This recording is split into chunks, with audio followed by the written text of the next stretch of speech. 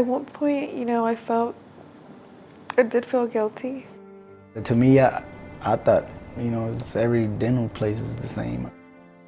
We had in the back of our minds at all times, something so simple as taking him to a dental office had led to his death.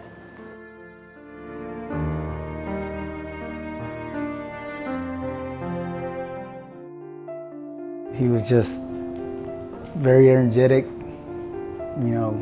everybody loved him. Full of life, wanting to learn everything, wanted to know everything, broke everything.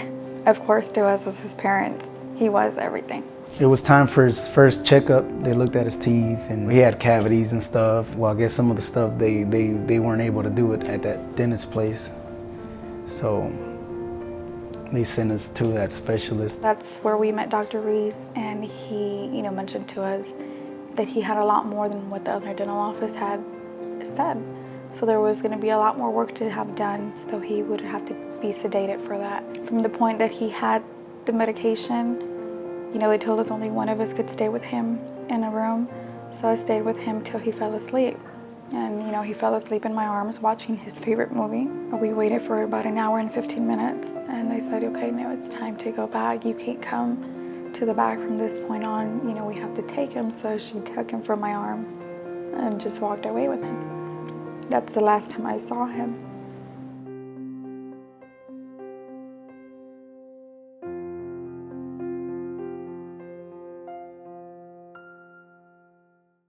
We were just there sitting, waiting, and one of the receptionists comes out and starts asking everyone to leave, that they would call him back to reschedule their appointment. One of the ladies there looks at me and she says, everything's gonna be okay. The ENT crew starts coming in. They had said nothing to us. And we're just there at that point. I started, panicking, and I try to open the door to the back, which was locked. One of the receptionists comes back, or the assistants. She said, Dr. Reese would like to speak with you. We go to the back, and, he's like, have a seat in my office. And when I looked to my left, I saw him on the gurney, and I didn't want to sit and talk to him. I just ran to Junior. And he was having trouble breathing.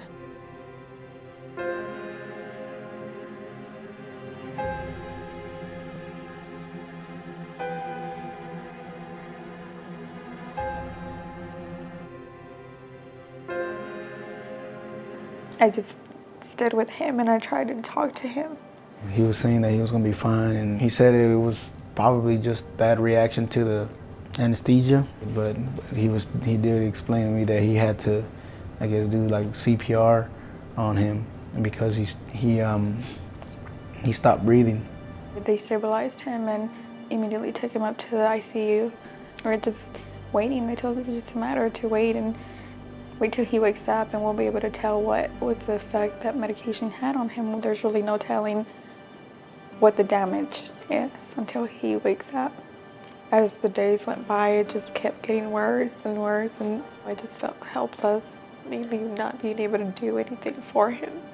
I think that had to be by far the worst feeling. We got there on Monday, and they pronounced him dead on Thursday the 2nd.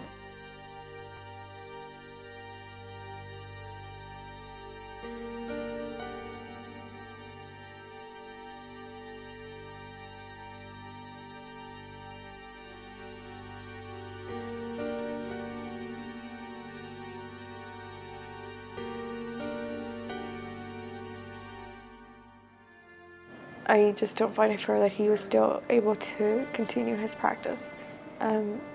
To him, Junior was just another patient. It's like to him, it didn't affect his life. He just, mistake, I'm sorry, and moved on from it. I really don't know what he felt knowing that, this had happened under his care. But at just the looks of it, he just continued on as if nothing happened, just with his life, not knowing the damage that he caused. not only in our lives, but in our families' lives, just anyone that came in contact with him. I don't think he's aware of the pain that he has left in us for life, and it's just something that's always going to be there.